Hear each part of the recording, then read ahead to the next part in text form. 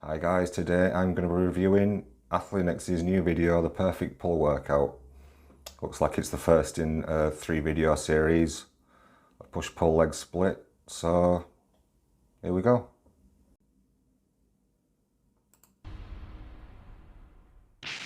What's up guys, Jeff Cavalier, Athleanx.com. So today, by popular demand, the perfect workout series is back. You guys have asked for it, today I deliver the perfect push-pull legs split. Well, today we're going to start with the pull portion of this PPL. Now guys, I understand that when we talk about perfect, beauty is really truly in the eye of the beholder. But you guys have asked for a PPL split that will allow you to build muscle with hypertrophy as your focus. I'm going to deliver here today. I'm going to break it down for you guys, the schedule, the sets, the reps, everything, so you can make sure you've got everything you need to make the gains you're looking for. So what are we talking about anyway when we say a push-pull leg split? Well, we're taking the pushing muscles, which consist primarily of chest, shoulders, and triceps, and we're training them on one day. We have the pulling muscles, which is basically back and biceps, but there's a lot more to it, as I'll explain. And then you've got your leg day, which goes in there as well. And you split them up in a fashion of pull, push, and legs. Okay, you have the opportunity in some push-pull leg splits to either... Alright, I've got to say, push-pull legs is my favourite workout split. It's just allows you to train everything more frequently. It just simplifies everything, and it's just a very good basic program in my opinion.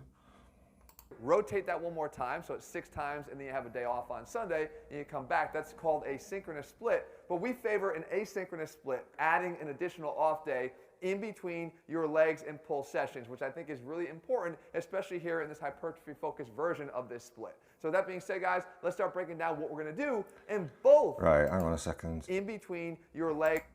That's called a synchronous split, but we favor an asynchronous split, adding an additional... Right, so it says there's 2 different versions. One's an asynchronous split and one's a synchronous split. One version you have your day off in the middle of the week, and then in the other version you have it off at the end of the week. But to me there's no difference, because you're still having 2 workouts back to back.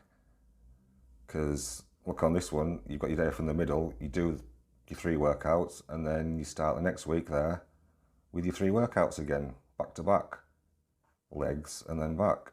Just like you'd have legs and then back there if that wasn't a day off. So I have no idea what he's talking about here. They're both exactly the same. They just look different because of how it's laid out. They're both exactly the same, but okay. Additional off day in between your legs and pull sessions, which I think is really important, especially here in this hypertrophy-focused version of this split. So that being said, guys, let's start breaking down what we're going to do in both pull 1 and pull 2. That's right, there's 2 different days that we're doing here. Let's start with pull 1.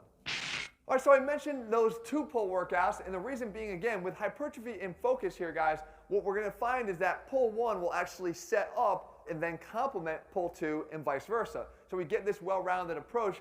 I don't have to choose just one, and neither do you. But we start with pull 1 here, and it starts with our basic foundational compound lift pulling. Yeah, I've got to say, it's a good idea having 2 different types of pull workouts, because there's a lot of different muscles in the back to hit. So something I've done before is on one back day, on one pull day, you could focus on your upper back, your traps, your rear delts, your rhomboids, and on your other pull day you could focus on your lats and your lower back. Yeah, it's a good way of splitting them up. Here, the deadlift. Now we're performing this deadlift as a 1 by 5. That's not simply just 1 set. You guys know you want to ramp up to that with 4 warm-up sets to get to 80% of your 1 rep max for your 1 set of 5. Again, what you do... Right, I'm not a fan of doing deadlifts at the start of your back workout, to be honest, because it basically knackers you for the rest of your workout, so it's going to drain you of all your energy. In my opinion, deadlifts aren't the best back builder, to be honest. They're good for your traps and your rhomboids, but that's about it. I would not build a back workout around deadlifts. And they said it's supposed to be a hypertrophy focused workout, but he's doing 5 reps as his main working set. And no matter how you look at it, 5 reps isn't hypertrophy based, that's for strength. If it was hypertrophy based, I would be doing more 10 to 15 reps. But that's just my opinion. Do here to ensure progress is add weight in your next session when you encounter this workout again, if able. If not able to achieve the 5 reps, and of course you stick with the weight that you're at right now until you can. We move to the next exercise though, and this is now the chest supported row. When we're doing this 3 sets of 8 to 10 reps. And what I like about this is a few different things. More Number like one, it, 3 sets this of 8 to 10 is going reps. to help offload a little bit of that low back. So when we get in this chest supported setup here, we have a little bit of relief for the low back, and we can focus. And yeah, definitely a good idea after deadlifts to do a chest supported row, because you do not want to be doing barbell rows, heavy barbell rows at least. It's right after a deadlift exercise. So yeah, that's a good idea. Focus a little bit more on the lats as we pull. But more importantly, I am a tremendous believer that we do not do enough upper back strengthening work. We don't do enough upper back work, period. So you're going to go from the deadlift, we're working on our entire back from the low back all the way to the top, to now one that's going to focus a little bit more on the upper back, especially if you flare your elbows a little bit.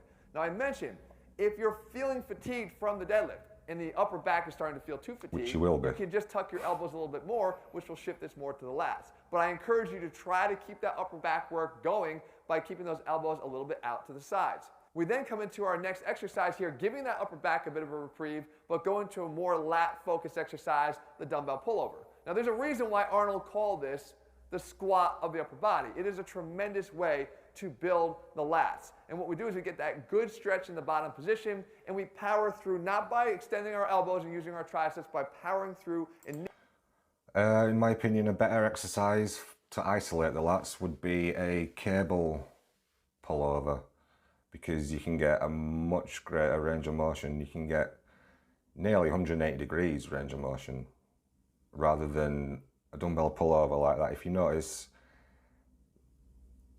he's only getting about 40 degrees range of motion, and when you get to the top of the movement, there's no tension on your lats at all.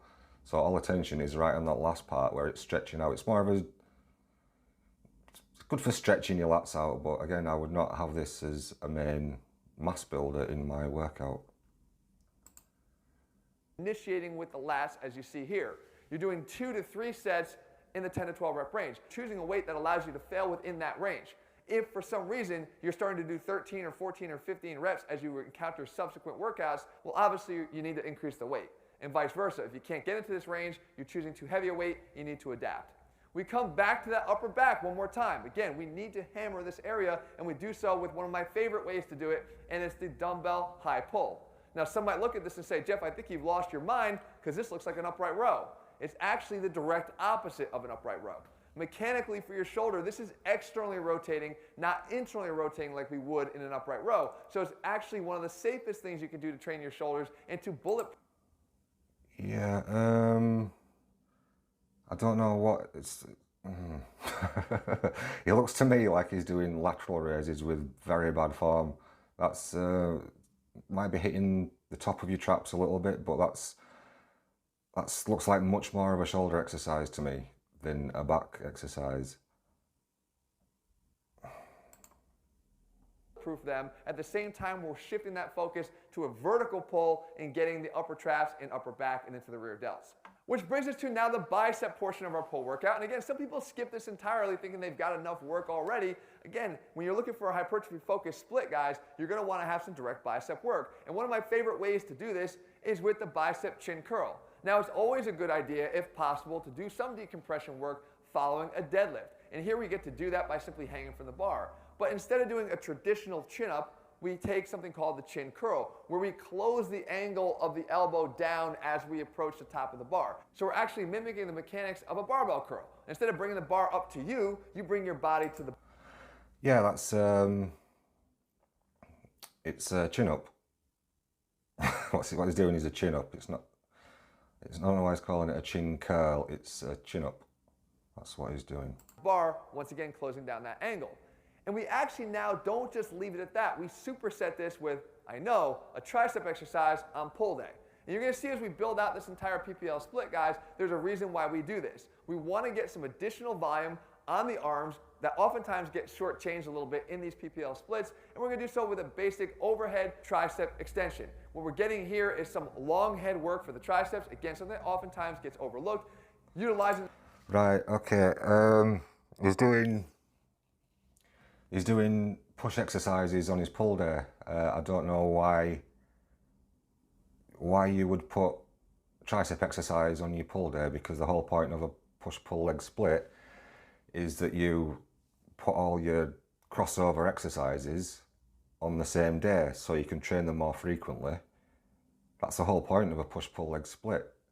So putting triceps on your pull day, when you're going to be doing pushing exercises the next day on your push day, less than 24 hours after, it doesn't make any sense to me. That's because if you've got heavy bench coming up the next day, why are you working your triceps the day before to failure as well? It doesn't make any sense. Push-pull legs, you need to group all your crossover exercises, all the exercises that involve similar muscles on that day. That's the whole point of it. Okay, Jeff, continue. The stretch position as the main focus here. We're going 3 sets to failure of the bicep chin curl and 3 sets of 10 to 12 on the back end of the superset. And then no pull workout is complete, really no Athlean-X workout is complete without some additional corrective work at the end of this. And one of my favorite all-time movements to hit the entire posterior chain to round out this perfect pull workout is the Angel and Devil. The Angel and Devil is like it sounds. It sounds so easy, but it's so damn hard. It's devilish because this will light up your back like a Christmas tree. And no, not just the lower back portion of your back that looks like a Christmas tree, but your entire back, because every single muscle of the upper back, the mid-scap, the lower back, the lower traps, the paraspinals, they all get activated in this exercise. This is kept in a much higher rep range of 15 to 20 for 3 sets, with the focus being on quality, not quantity. Think about doing 15 to 20 sets of 1 rather than a set of 15 to 20. Right, I've never seen that exercise before. I've never heard of that exercise before. It looks like you're just lying on your back, moving your arms about, moving your arms backwards and forwards. They all get activated in this exercise. This is kept in a much higher rep range of 15 to 20. So you just basically lie on your stomach and move your arms backwards and forwards, and that's a back exercise apparently. I don't know how that's going to hypertrophy your back because there's no resistance there at all. It looks like it might be good for your shoulders to improve shoulder mobility, but I can't. Yeah, that's completely gone over my head. I don't know what that is all about. For 3 sets, with the focus being on quality, not quantity. Think about doing 15 to 20 sets of 1 rather than a set of 15 to 20. Which brings us to pull workout number 2. And remember I said it, as a hypertrophy-focused PPL split, we have the option for a second pull workout here, because what I've done is design something that's going to complement pull 1 and at the same time stand alone with its own benefits here as pull 2. And it starts here with the snatch grip deadlift. So we're deadlifting again, but not entirely with the same focus. This is not meant for progressively overloading this strength movement. It's meant for reinforcing the hinge pattern, which we know is incredibly important. Beyond that, though, we're still going to be able to get that upper back work. With the snatch grip, that wider grip, we're going to work the upper traps a lot more. We're going to work the demands on the upper back even more, and maybe even work the grip a little bit, which I'll get to in a second. But we don't have to not. So I thought you might have started off the other pull day with a different exercise, just because I thought that was the whole point of having 2 different back workouts to make them different. But starting both exercises, both pull days with deadlifts, like I said before, I don't think that's a good idea. Do the deadlift pattern, we can still do it. We're doing it to make sure that while we're getting some additional volume, we're not necessarily doing it with a heavier load. So it's 3 by 5. 3 by 5 again, not in the hypertrophy range. It's the strength range again. Each one of these is going to be done with a weight that you can handle for about 8 repetitions. So again, not touching our maxes on this lift. Which then goes right into our second exercise here, which is my favorite, one of the classic compound pulling movements that people don't do often enough, and it's the weighted pull-up. And this one, I love to build those lats and just build your overall pulling strength, but you have... Or the weighted pull curl. have to make sure that you're loading heavy enough. 6 to 8 reps is what we're looking for here. So if you're able to do a lot more pull-ups, you're gonna have to strap some weight around you to get within this range. Now, one thing I'll point out is if your grip was somewhat taxed by the snatch grip deadlift, then you would wanna switch the order here. But that is better, 3 by 6 to 8. That's, yeah, that's within this that's range. a much better rep Now, one range thing I'll than, point out is if your grip was 5 somewhat reps. taxed by the I snatch would grip personally deadlift, like then to see it higher. Like, I wouldn't even do weighted pull-ups, to be honest. I'd just do body weight pull-ups unless you can do over 20.